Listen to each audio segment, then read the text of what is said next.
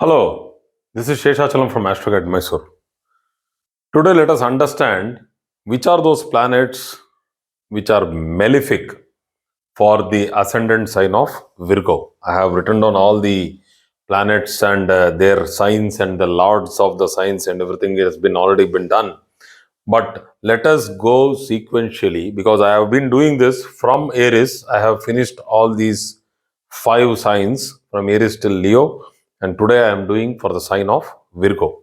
We all know that this Lord of Virgo is Mercury, and it is considered to be the best benefic for this particular sign because there are no benefics at all for these corners, 4 corners.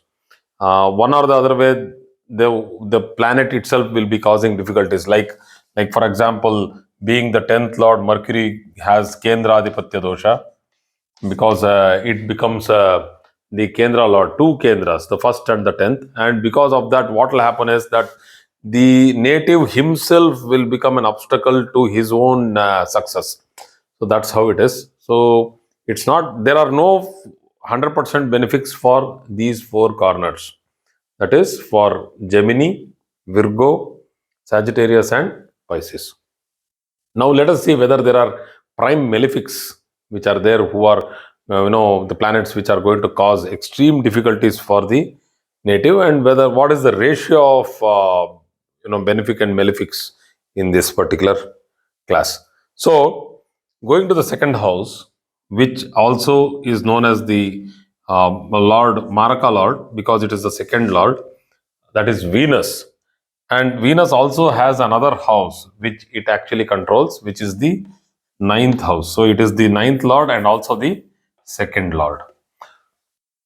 Being the ninth Lord, it becomes a Bhagyasthanadipati, that is the Lord of fortune. It's a fortune giver. It blesses the chart. So hence, it is no more a Maraka. It will lose its strength of being a Maraka for this chart.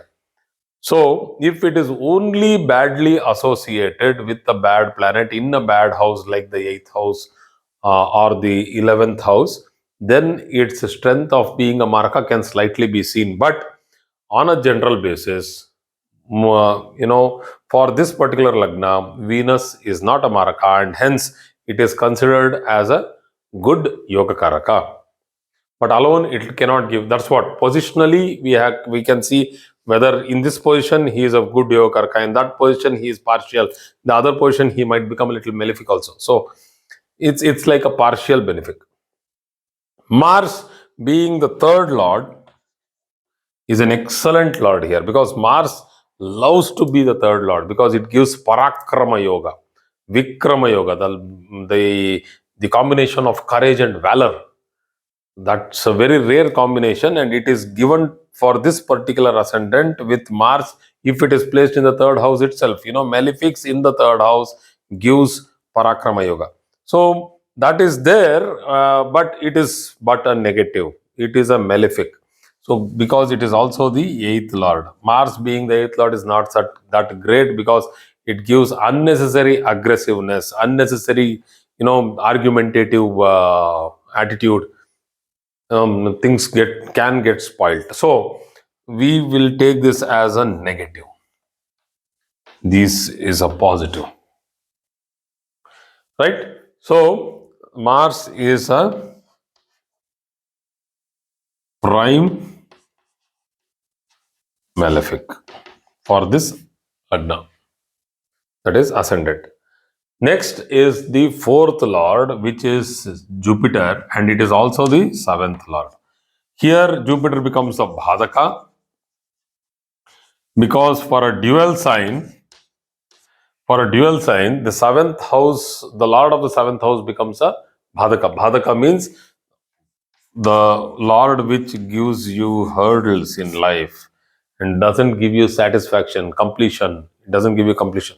So you feel that incomplete, dissatisfied kind of a thing because of Jupiter.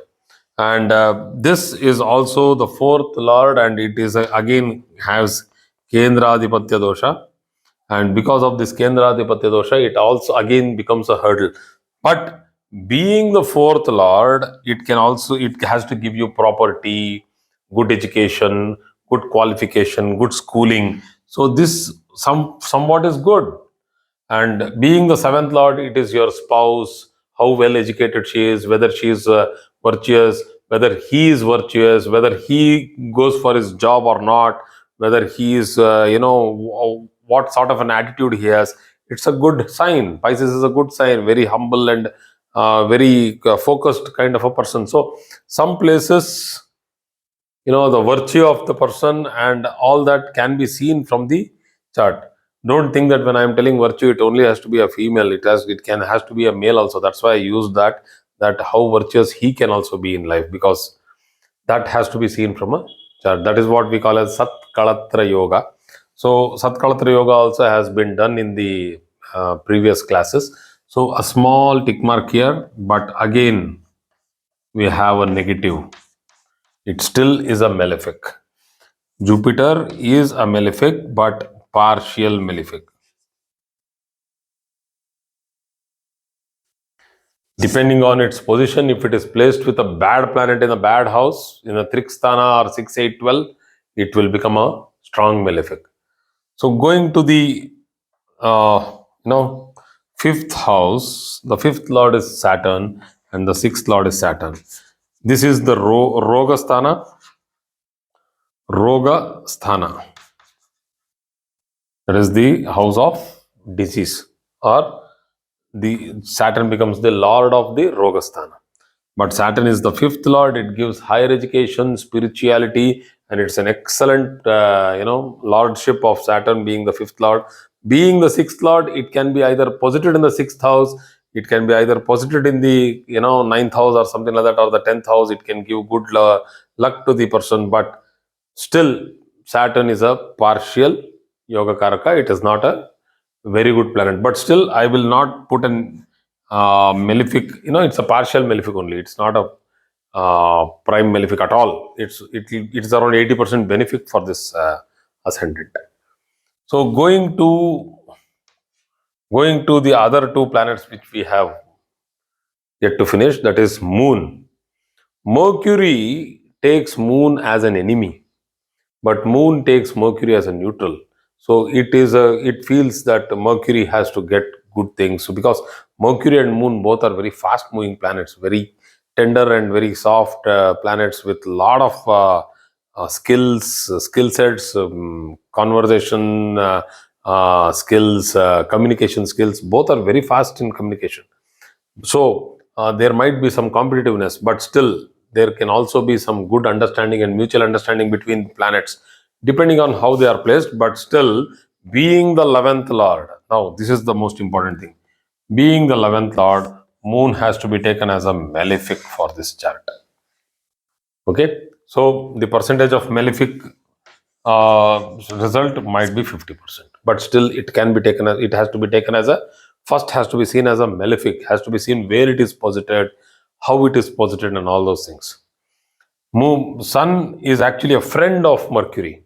Being the 12th lord, it is a neutral, but on the other hand, being the third lord from this particular sign and 12th lord from this sign, it is a naturally a friend of Mercury.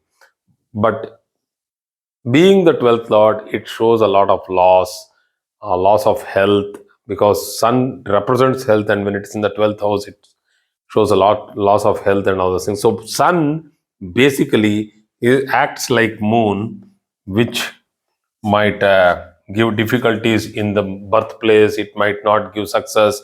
So a lot of changes, shifts, transfers can happen. So it is once again considered as a malefic of 50%. So you have one prime malefic for Virgo, that is Mars. So Mars, where it is posited for Virgo, is extremely important. Mars, Jupiter, and Sun. These three fellows you have to check and then determine how malefic the chart is, which parts or which areas of life are actually afflicted.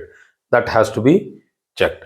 So thank you very much for today's class. I hope I am covering this subject a little fast now, hoping that people will pause the video and then play it once again and listen to it better. Thank you very much.